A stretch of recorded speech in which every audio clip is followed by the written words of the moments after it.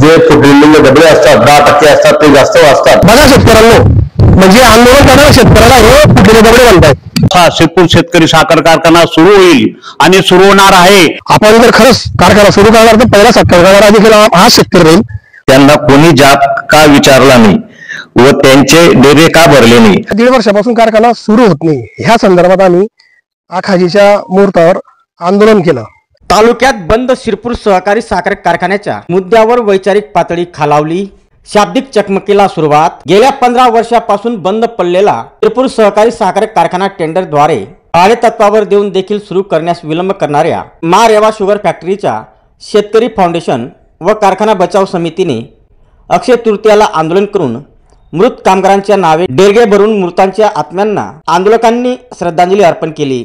या आंदोलनाला शिरपूर सहकारी साखर कारखान्याचे चेअरमन आणि मा रेवा शुगर फॅक्टरीचे मालक किंवा त्याचे अधिकृत प्रतिनिधीने प्रत्युत्तर देणे आंदोलनकर्त्यांना अपेक्षित असताना काहींनी यावर प्रतिक्रिया व्यक्त करताना व प्रतिक्रियावर आंदोलनकर्त्यांच्या प्रतिनिधीने प्रत्युत्तर देताना आरोप प्रत्यारोपांमध्ये वैचारिक पातळी खालावल्याने शेतकरी, कामगार व तालुकावासियांमध्ये संभ्रम निर्माण झाला आहे। त्यामुळे सहकारी साखर कारखान्याचा मुद्दा पुन्हा एकदा चर्चेत आला असून शाब्दिक युद्धाचा परिणाम शेतकरी हिताच्या की नुकसानीचा ठरणार हे येणारा काळच ठरवणार आहे। दिनांक 10/5/24 रोजी जिल्हा बँक व कारखाना संचालक मंडळ यांच्या उपस्थितीत ताबा दिला। कारखाना 12 वर्षे बंद होता, आर्थिक बोजा मोठा होता। आपण ज्यांना भाडे तत्वावर दिला त्यांनी कार्यात सुरुवात केली। सर्वप्रथम उद्योग मंत्रालयाने करारासाठी कारखान्याच्या पूर्ण जमिनीची माहिती व मोजमाप करावयास सांगितले। त्यासाठी सर्वात जास्त वेळ आमचा गेला। तसेच कारखान्याचे कायदेशीर व तांत्रिक अडचणीमुळे विलंब झाला।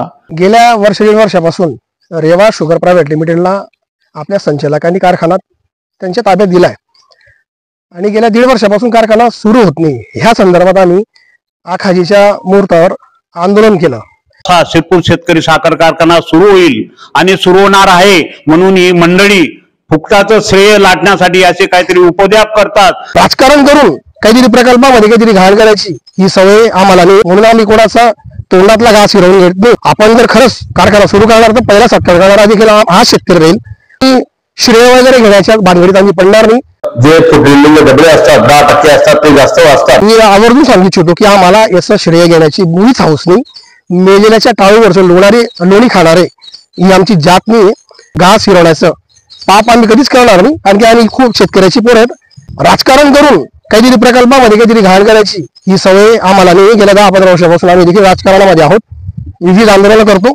आंदोलनांची मर्यादा कशी असते, त्याला कसं हँडल करायचं हे आम्हाला देखील कळतं, म्हणून आम्ही कोणाचा तोंडातला घास हिरवून घेत नाही। आपण गेल्या 5-10 वर्षापासून जो शेतकऱ्यांच्या तोंडचा घास हिरवला जातोय त्याचं काय, याचं देखील आपण उत्तर द्यावं। तर असं सांगितलं की तुम्ही कारखाना बंद करण्याच्या विरोधात त्यांचा डेरगा भरावा, असं तुम्ही आम्हाला शिकवू नका, तुम्ही आम्हाला सांगू नका आम्ही कोणाच्या विरोधात आंदोलन करायचं, काय करायचं। साखर कारखान्याच्या कामगारांची काय हानी झाली आणि त्यांची किती हेटाळणी झाली हे मागचा काळ सगळ्यांना माहिती आहे।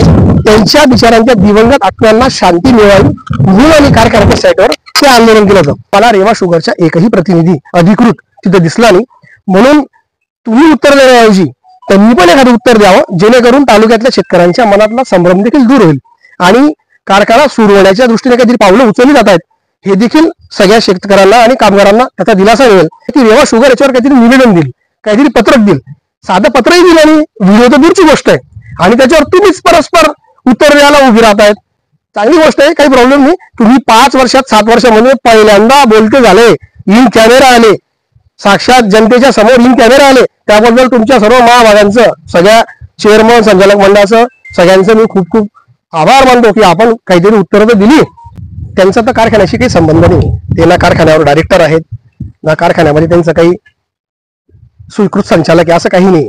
असतात नेत्यांची भाटुगिरी करायची आणि पदांवर विराजमान व्हायचं, हा जे त्यांचं काम आहे।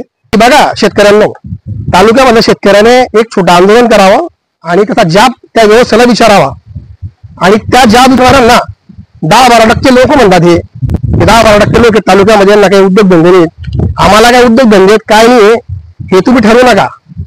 भाटुगिरी करताना जे आम्हाला 10-12% म्हणतायत ते स्वतः जिल्हा परिषदेमध्ये 10-12% घेऊन कमिशन खोरीचा व्यवसाय करून काय करता हे सगळ्या तालुक्याला, सगळ्या ठेकेदारांना माहिती आहे.